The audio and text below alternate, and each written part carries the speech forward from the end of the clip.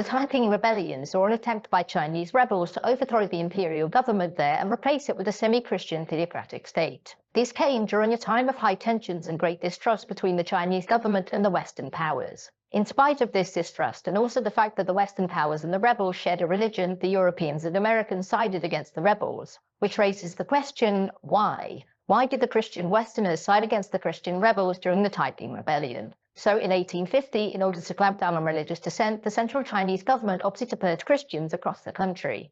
These purges were mostly aimed at the growing group of Christians called the Society of God Worshippers. This soon led to violence, after which the God Worshippers were in open rebellion. These Christians were led by a man called Hong Tuan, and he was determined to establish a new China, the heavenly kingdom of great peace, which he would do by force. At first, like most rebellions in China, the Western powers just ignored it.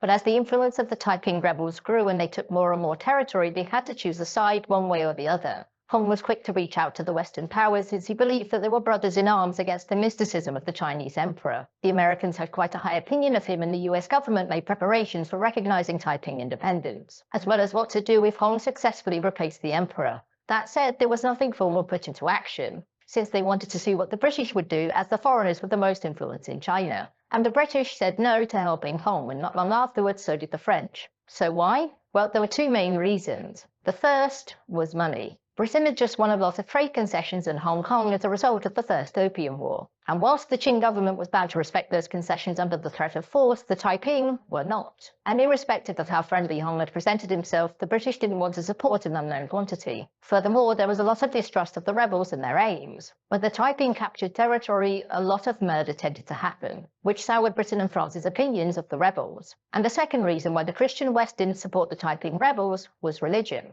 Now, whilst Hong was nominally a Protestant, he and his followers' interpretation of Christianity was seen as offensive, because Hong not only considered himself to be the rightful king of China, but also the literal younger brother of Jesus Christ. This claim of Hong being the holy bro, alongside the mixing of Christian doctrine with traditional Chinese religious beliefs, meant that most Christians didn't see the Taiping rebels as fellow believers. And so Britain and France opted to support the Qing emperor, to stop this new, unpredictable group from taking power and potentially ruining the money-making opportunities that they had. And with Britain and France supporting the central government, the Americans felt that there was little to be gained from helping the Taiping. And so the rebellion was left to its fate, which, in case you're wondering,